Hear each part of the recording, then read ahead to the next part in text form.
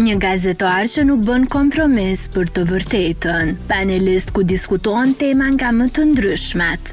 Mendimet dhe deklaratat e tij bën shpejt virale gjithandej. Këto dhe më shumë epitete me të drejtë i meriton Bledmane, i ftuar në Zoom ai intervistën e filloi me të rejat nga ky profesion. Nuk është vetëm teknologjia, por çdo individ tani është një gazetar. Gjithkush që ka një Facebook ose një profil në TikTok apo një profil në Instagram, e i duket vetja kryeredaktor, lexues, redaktor. Pra 2 minuta unë jam ndjekës i Instagramit tënd, ti 2 minuta je kryeredaktore, sepse shpërndan lajmit e mua dhe ana sjellët. Por është një gazetari që ka dalë jashtë kontrollit edhe ka mëkate pafund, si në Shqipëri edhe në Kosovë.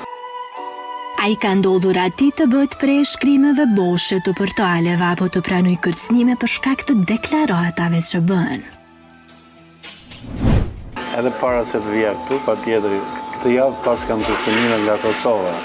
Kështu që vazhdojnë të jenë potente kërcënime për shkak të debatit me Nitën dhe për shkak të asaj çfarë kam deklaruar në intervistë me Berat Buzhale, që fonetika e vajzave të Kosovës herë tingëllon shumë ndryshe. E po ka mjaftuar kjo që e tha dhe shumë shpejt mori dhen. Shqiptarët e Kosovës janë prekur sepse u ndjen të ofenduar. Ekskluzivisht për emisionin Zoom, Blede sqaron këtë një herë për gjithmonë. Ti për shembull ke një fonetik mjaft femërore, po ke kolegët e tuaj që kanë fonetikën mjaft mashkullore. Kam ndjekur në internet gocën, vajzën që prezanton prive dhe ka një fonetik të frikshme, të tmerrshme, ka shumë të trash, por kjo nuk e bën atë të mos jetë gazetare e mirë. Që janë cilësi të individit. Ju shpesh në akuzonin e meshkujve të Shqipërisë që fonetika jonë është shumë soft, shumë i butë, por ne nuk na mbetet qefi ashtu si shumë mbetet juve. Ndalemi këtu për ta pyetur troç, a ka gazetari cilësore në ditë të sotme? Kemi 2 lloj gazetari, gazetari për turmën, për prodhim të gjerë për publikun, kemi dhe gazetari cilësore.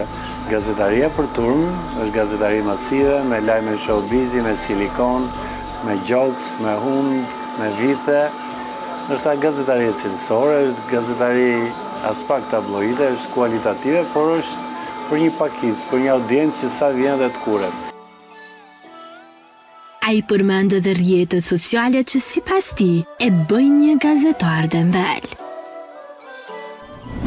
Gazetaria dembel është TikToku, një selfie, një video, një gaf, një pjatë me sushi, kështu që kjo do të shkojë brenda viteve 2030, do të jetë gazetari që do lodhe, do ta bëjë ciklin e saj dhe do përfundoj misionin. Mjaftueshëm falem për këtë profesion, o Bled në thuaj të vërtetën, aja ke pa hajrin bigot ajo. Unë Big Brother ja kam parë hajrin në famën që ti jep ai spektakël, vjen një moment që ti lodhesh dhe doj që mundësisht ta mbulosh kokën edhe të shkosh diku që njerëzit nuk do të njohin, sepse gjatë gjithë kohës do vinë të takojnë dhe do të pyesin a bëri seks Luizi me Kiarën, se ti e kishe krevatin përballë. Dhe ndërkohë kam thënë që ajo shtëpi nuk kishte erotizëm, ajo shtëpi nuk kishte seks.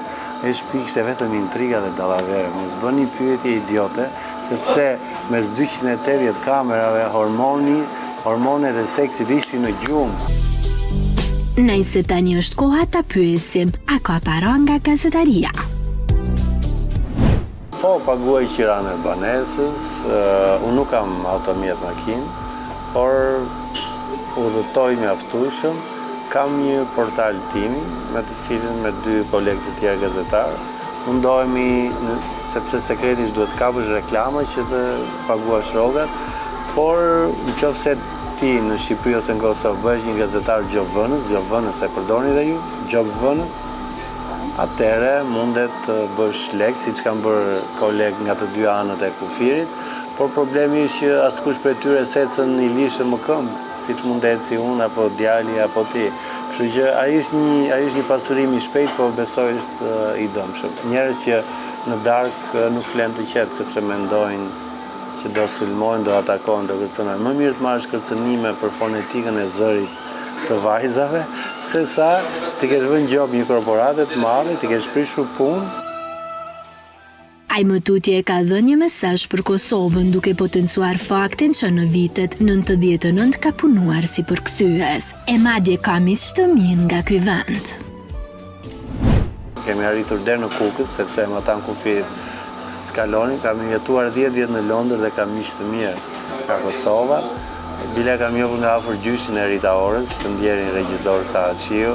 Kam njohur nga afër djalin që ka konceptuar Newborn në Kosovë, Fisin, ish deputet i Vetëvendosjes, babain e Dua Lipës, atëherë ishte me flokë të gjata kur jetonim në Londër. Pra unë kam shok, miq, koleg nga Kosova, ashtu siç kam nga Shqipëria. Dhe këto etiketimet që ti e urren Kosovën ose ti e unë jam me origjinë nga jugu dhe dëgjoj shpesh ti e urren Kosovën sepse ti je grek.